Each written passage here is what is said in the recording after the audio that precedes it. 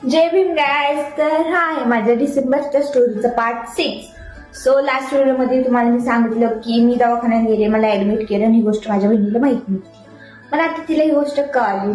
So basically झालं काय माहितीये का, माझा फोन जो होता तो घरी होता. नंतर मग मी ऍडमिट झाली तर घरून खूप सारं सामान पण आणायचं होतं तिथं, आणि माझा फोन पण आणला. तर मग मी ना 7-8 वाजता माझ्या बहिणीला मेसेज केला हाय म्हणून. आणि ती आरती आणि पिल्या आणि रोशनी हे चौघ जण घरी होते, बाकी सगळे दवाखान्यात होते. सो मी तिला मेसेज केला हाय म्हणून, आणि तिच्यासोबत प्रँक करायचं म्हणून मी तिला मेसेज केला की उद्या माझं ऑपरेशन आहे.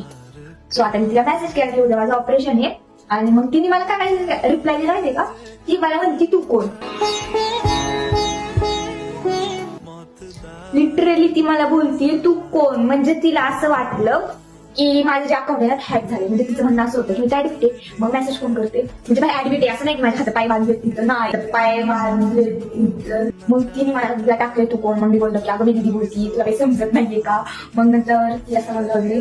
नंतर तिने मला मेसेज केला नाही, काही सोडून दिलं. तर हे मला ऍडमिट केले. त्यांनी माझे खूप सारे टेस्ट केले. परत माझं बीपी चेक केला, काय माहिती कशासाठी बीपी चेक केला. माझा एक्सरे काढले त्यांनी. अजून कोणता तरी टेस्ट केला होता भाई, मला ती तरी भीती वाटत होती. आणि नंतर मग मला असं वाटत होतं की उद्यापर्यंत माझं तोंड कमी होतं का नाही, काय माहिती झालं पाहिजे बाय. मला घरी जायचं, माझ्या तोंडाचं वाटोळ करून घ्यायचं असं होतं. आणि 3 का 4 महिन्यावर माझे बोर्डाचे पेपर होते 10वीचे. तरी पण मला एवढे चांगले मार्क पडले बघा, विचार करा. असं काय नाही, आता बोर्डाचे पेपर सोपे असतात बाई 10वीचे. खरं सांगते, आता 12वीचे काय माहिती कसे होणार आहे माझं. मला भीती वाटते आता.